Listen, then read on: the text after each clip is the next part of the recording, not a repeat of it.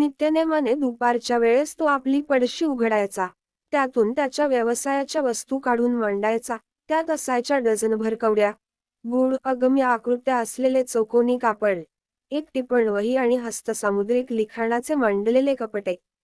त्याची चमकदार तीक्ष्ण नजर सतत आपल्या गिऱ्हाईकाच्या शोधात राहायची.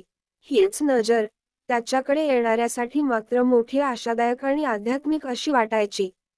कपाळभर भस्म, लाल गंधाने रंगविलेले असे कपाळ, काळ्याभोर मिशा, यात गुंतलेल्या त्याच्या डोळ्यांची चमक अधिक जाणवायची. इतकेच काय, त्याच्या अर्धमिटल्या डोळ्यांतून अद्भुत असं काहीतरी जाणवायचं. आणि या सगळ्यांवर ताण म्हणजे डोक्यावर बांधलेला त्याचा केशरी फेटा. चेहऱ्याची अन पेहरावाची ही रंगसंगती कधीही फसली नव्हती. एखाद्या गेंदेदार फुलाकडे मधमाशांनी आकर्षित व्हावे तशी माणसं त्याच्याकडे ओढली जायची. टाउन हॉल पार्ककडून येणाऱ्या रस्त्यात भरगच चिंचेच्या झाडाखाली तो बसलेला असायचा. ही जागा मोठी महत्वाची होती त्याच्या दृष्टीने. रात्रंदिवस या अरुंद रस्त्यावरून येणाऱ्या जाणाऱ्यांची वर्दळ असायची. विविध धंदेवाल्यांनी हा रस्ता भरलेला असायचा. जडीबुटी विक्रेते, भंगार विक्रेते, जादूगार, कपड्यांचा लिलाव करणारे, गावातल्या लोकांचं लक्ष वेधून घेणाऱ्या निरनिराळ्या आवाजांचा नुसता कोलाहल राहायचा. त्याच्या शेजारी मसाला, शेंगदाणे मोठ्या आवाजात विकणारा तो विक्रेता दररोज आपल्या मालासाठी नवीन नाव देऊन पुकारा करायचा. कधी बॉम्बे आईस्क्रीम, कधी दिल्लीचे बदाम, तर कधी राजाचा खुराक. अशा तऱ्हेने त्याची विक्री व्हायची आणि लोकही त्याच्याकडे ओढले जायचे. बरेच जण या ज्योतिषासमोर बसून असायचे. शेजारच्या शेंगदाणेवाल्याच्या ढिगाजवळून भणभणणाऱ्या दिव्याच्या प्रकाशात या ज्योतिषाचा धंदा व्यवहार चालायचा. या जागेवर म्युनिसिपाल्टीचे दिवे नसायचे. इथे असायचा आजूबाजूच्या दुकानांतून येणारा, उघड्यावर विक्री करणाऱ्यांच्या दिव्यांचा प्रकाश. कुणाकडे फरफरणाऱ्या गॅसबत्त्या, तर कुणाकडे पेटलेले चुडे, एक दोघांकडे सायकलला लावल्या जाणाऱ्या दिव्यांसारखे दिवे. ज्योतिषाकडे स्वतःची अशी प्रकाश व्यवस्था नसायची. वेड्या वाकड्या छायाप्रकाशांचा असा गोंधळ ज्योतिषासाठी खरं म्हणजे फारच सोयीचा होता. त्याला हे सगळे वातावरण अगदी योग्य, किंबहुना अधिकच सोयीचे होते. त्याचे कारणही तसे साधेच. व्यवसायाची सुरुवात केली तेव्हा ज्योतिषाला या शास्त्राची काही एक माहिती नव्हती. त्याचा तसा इरादाही नव्हता. समोरच्या गिऱ्हाईकाच्या आयुष्यात पुढे काय घडणार हे जसं त्याला माहीत नव्हतं, तेवढंच स्वतःच्या भविष्याबद्दल तो चक्क अनभिज्ञ होता. त्याच्याकडे येणाऱ्या अजाण अशा माणसांच्या ग्रहांबद्दल त्याला जेवढे अज्ञान, तेवढेच स्वतःच्या आयुष्यातल्या ग्रहांबद्दल होते. तरीही त्याच्याकडे येणारा माणूस त्याच्या बोलण्यात गुंतून जायचा, चकित व्हायचा, त्याचं समाधान व्हायचं. हे सगळं ज्योतिषाने साधलं ते केवळ सवयीने, अभ्यासाने आणि धूर्तपणाने अंदाज बांधायच्या त्याच्या चलाखीने. खरं सांगायचं म्हणजे रोजंदारी करणाऱ्या एखाद्या प्रामाणिक माणसाइतकंच त्याचं हे काम मेहनतीचं होतं आणि रोजगाराच्या मिळकतीच्या लायकीचं होतं. कसलीही योजना वा विचार न करताच ज्योतिषाने आपले गाव सोडले होते. तो गावातच राहिला असता तर वडिलोपार्जित शेतीवाडीत त्याने काम केले असते, संसार केला असता अन वडिलोपार्जित घरात आयुष्य काढले असते. पण तसं होणार नव्हतं. कुणालाही न सांगता त्याला घर सोडावं लागलं होतं आणि 100 मैलांवर येईपर्यंत दमही घेता आला नव्हता. एखाद्या खेडूताला एवढा प्रवास म्हणजे समुद्रापार पोहून जाण्यासारखा. मानवी जीवनाच्या व्यथा, विवाहसंबंध, पैशाचे व्यवहार अन आयुष्याचं त्रांगड या सगळ्यांबद्दल ज्योतिषाकडे एक व्यावहारिक पातळीवरचं विश्लेषण असायचं. अनुभवही होता. या दीर्घ अनुभवामुळे त्याचं निरीक्षण अधिक तीक्ष्ण झालेलं होतं. 5च मिनिटात तो ओळखायचा काय गडबड आहे, काय विवंचना आहेत. प्रत्येक प्रश्नासाठी 3 पैसे तो आकारीत असला तरी समोरचा माणूस 10 मिनिटं बोलेपर्यंत तो स्वतःचं तोंड उघडायचा नाही. त्या माणसाच्या सांगण्यातूनच ज्योतिषाला त्याच्या समस्येची उत्तरं मिळायची, सल्लाही सुचायचा. तळहाताच्या रेषांवर लक्ष केंद्रित करून समोरच्या माणसाला जेव्हा तो सांगायचा, तुम्ही केलेल्या कष्टाचे चीज सहसा होत नाही, तेव्हा 10 पैकी 9 जण त्याच्याशी सहमत व्हायचेच. त्यांना पटायचं. किंवा कधी तो विचारायचा, तुमच्या कुटुंबातली किंवा नात्यातली एखादी स्त्री आहे का, ती तुमच्याकडे म्हणावे तसे लक्ष देत नाही. किंवा तो व्यक्तिमत्वाचे विश्लेषणही करून दाखवायचा, बऱ्याचशा समस्या या तुमच्या स्वभावामुळे उद्भवल्या आहेत. त्याच्यामुळेच तुमच्या मागे शनी लागून आहे. तुम्ही बाहेरून कठीण वाटता, पण आतून भाबडे अन उत्साही असे आहात. धडाडीचे आहात. असं ऐकलं की माणूस बदलून जायचा. इतकेच काय, त्याला असंही वाटून जायचं, आपल्यात न आवरता येण्यासारखी धडाडी आहेच. आपल्यासमोरचा दिवा विझवून शेंगदाणेवाला उठला अन घराकडे जाण्यासाठी निघाला.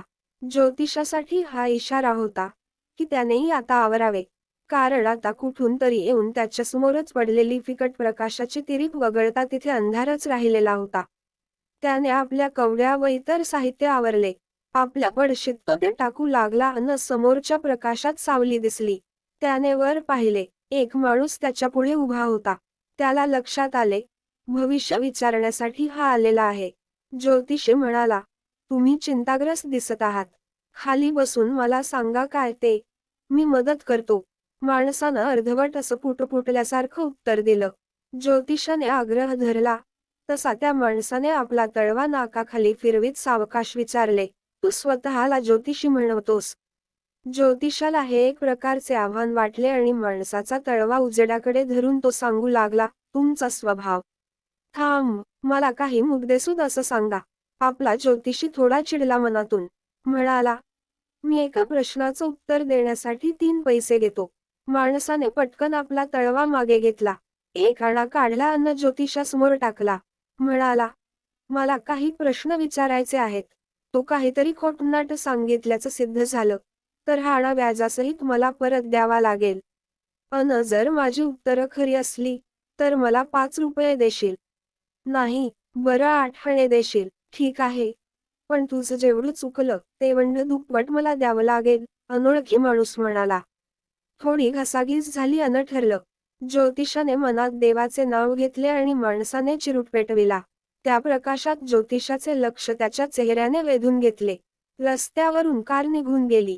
टांग्याच्या घोड्यावर टांगेवाल्याचे कातावणे, संध्याकाळच्या छाया प्रकाशात रस्त्यावरचा, चौकातला वर्दळीचा आवाज यामुळे व्यत्यय आला. चिरूट ओढत माणूस आडमुठेपणाने बसला होता. ज्योतिषाला कसे असुरक्षित वाटून गेले. घेऊन जा हा आणा परत. मला अशा कामाची सवय नाही. आधीच वेळ झालीये मला परतायला. ज्योतिष सांगू लागला अन सामान आवरू लागला. माणसाने त्याचे मनगट धरले. नाही, तू नाही जाऊ शकणार. मी रस्त्याने जात होतो तर तुझ्यामुळेच मी आलो इकडे. माणसाच्या पकडीने ज्योतिषाला कंप सुटला. तो घाबरला. आज मला जाऊ दे, उद्या मी तुला सांगेन तुझे भविष्य. माणसाने त्याचा पंजा ज्योतिषासमोर धरला. नाही, ठरलं ते ठरलं. तू वचन दिलेस, सांग आता. ज्योतिषाचा घसा सुकून गेला. घोगऱ्या आवाजात तो बोलू लागला, तुमच्या आयुष्यात एक स्त्री. चूप बस, मला ते काही ऐकायचे नाही. मी जो शोध घेतो आहे त्यात मी यशस्वी होईल का नाही एवढेच सांग आणि जा. नाही तर दिलेले सगळे पैसे वसूल करूनच मी निघेन, लक्षात ठेव. ज्योतिषाने काही मंत्र पुटपुटले आणि तो सांगू लागला, ठीक आहे, मी सांगेन. पण एक सांग, माझे म्हणणे तुला पटले तर मला तू 1 रुपया देशील. तसं नसेल तर मी माझे तोंड उघडणार नाही. मग तुला जे वाटेल ते कर. थोडी घासघीस केल्यावर माणूस तयार झाला. ज्योतिषी मग सांगू लागला, तू मेलास म्हणून तुला टाकून देण्यात आले होते. बरोबर आहे. हो, पुढे सांग. एकदा तुझ्या पोटात चाकू भुसकलेला होता. ज्योतिषी सांगू लागला. वा, बरोबर आहे. माणसाने त्याची छाती उघडून जखम दाखवली. एकेरी अवतरण चिन्ह, एकेरी अवतरण चिन्ह, पूर्णविराम पूर्णविराम पूर्णविराम. आणि त्यानंतर तुला जवळच्या विहिरीत ढकलून देण्यात आले होते, मेलास समजून. खरंच, बाजूने जाणाऱ्या एका माणसाने विहिरीत डोकावले नसते तर माझा प्राण गेलाच असता. माणूस उत्साहाने आणि तेजत होऊन बोलू लागला. मोठं आवळून त्याने मग विचारले, मी त्या माणसाला कुठे गाठू शकेन सांग. मला बदला घ्यायचा आहे, पुढच्या जन्मात. ज्योतिषाने उत्तर दिले, 4 महिन्यांपूर्वीच एका दूरच्या शहरात त्याला मरण आले आहे. तुला आता तो कधीच भेटू शकणार नाही. हे ऐकून माणूस हळहळला. ज्योतिषी सांगू लागला, गुरुनायक. अरे, तुला माझे नावही माहीत आहे. माणसाला धक्का बसला. मला सगळंच माहीत आहे. गुरुनायक, लक्षपूर्वक ऐक आता. इथून उत्तरेकडे 2 दिवसांच्या प्रवासाच्या अंतरावर तुझे गाव आहे. आता गाडी गाठ आणि जा गावाकडे. घरापासून दूर आलास आणि मला पुन्हा तुझ्या आयुष्यात धोका दिसतो आहे. ज्योतिषाने चिमूटभर राख काढून त्याच्यासमोर धरली. तुझ्या कपाळाला लाव आणि निघ. आणि इथून पुढे पुन्हा दक्षिणेकडे प्रवास करू नकोस तू. 100 वर्षांचं आयुष्य आहे तुला.